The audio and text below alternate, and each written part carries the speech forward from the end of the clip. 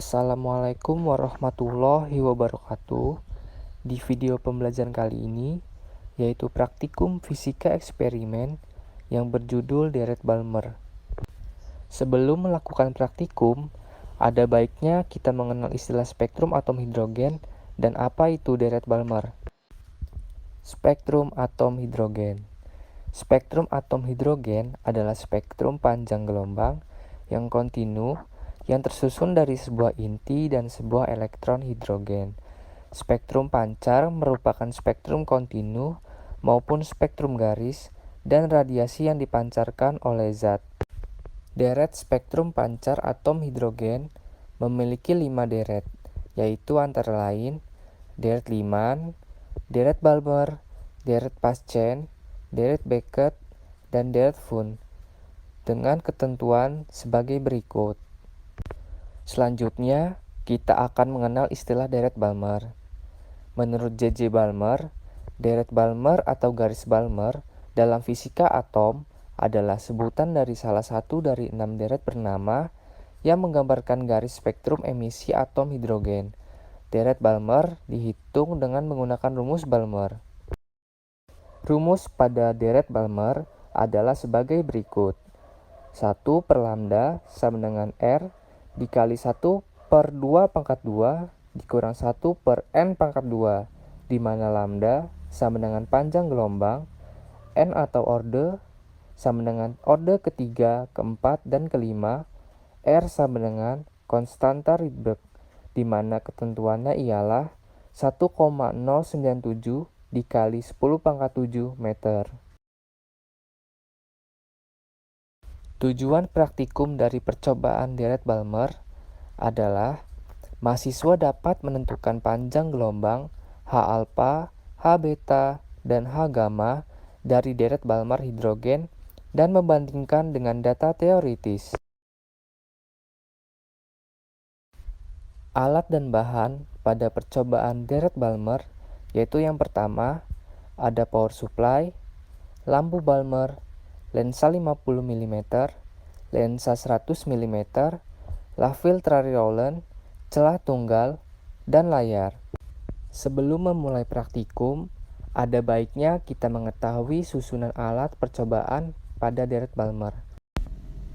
Ada power supply, lampu Balmer, lensa 50 mm, celah tunggal, lensa 100 mm, Lafil-Trari Rowland, dan layar.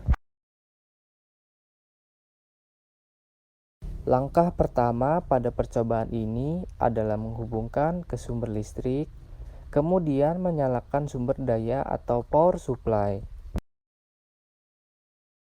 Selanjutnya adalah mengubah jarak antara Lafil-Trari Rowland dengan layar pada jarak 5, 10, 15 cm dan lakukan sampai 3 kali pengulangan. Setelah itu, mematikan lampu ruangan. Bisa kita lihat, hasil output tidak terlihat jelas dikarenakan intensitas cahaya ruangan yang tidak terlalu gelap. Kendala yang dialami pada percobaan ini adalah sumber lampu tidak menghasilkan warna atau garis spektrum pada layar, dikarenakan adanya polusi cahaya. Hanya terlihat sedikit oleh mata, namun jika diambil hasilnya menggunakan kamera, garis spektrum atau warna tidak terlihat. Dan hasil output dari percobaan deret Balmer, jika tidak ditemukan kendala, adalah sebagai berikut. Ada 4 spektrum warna yang dihasilkan. Kemudian, kita akan mengamati dan mengidentifikasi letak H alpha, H beta, H gamma. H alpha berada di antara spektrum warna biru dan kuning. H beta berada di antara spektrum warna biru dan hijau. Dan H gamma berada di antara spektrum warna biru dan merah, di mana L adalah jarak antara orde ke-0 sampai orde yang sedang diukur. Perlu diingat, untuk N sama dengan 3, deret Balmer pertama, H alpha pada lambda sama dengan 6563 Armstrong. Untuk N sama dengan 4, deret Balmer kedua, H beta pada lambda sama dengan 4861 Armstrong. Untuk N sama dengan 5, deret Balmer ketiga, H gamma pada lambda sama dengan 4340 Armstrong, dan seterusnya. Data pengamatan yang diperoleh pada percobaan ini adalah sebagai berikut. Pada H alpha, A atau jarak Lafil Trayrolan ke layar sebesar 5 cm, diperoleh jarak antar orde sebesar 1,5 cm. Pada A, jarak 10 cm, diperoleh jarak L sebesar 4 cm. Dan pada jarak A 15 cm, diperoleh jarak L sebesar 6 cm. Pada H beta, A 5 cm, diperoleh L sebesar 4 cm. Pada A 10 cm, diperoleh L sebesar 8,5 cm. Pada A 15 cm, diperoleh L sebesar 12 cm. Begitu juga pada H gamma, A 5 cm, diperoleh L sebesar 7 cm. Pada A 10 cm, diperoleh L sebesar 10 cm. Pada A 15 cm, diperoleh L sebesar 14,5 cm. Berikut adalah perhitungan untuk praktikan agar mengetahui panjang gelombang pada masing-masing H alpha, H beta, dan H gamma. Berikut adalah contoh perhitungan untuk mencari H alpha.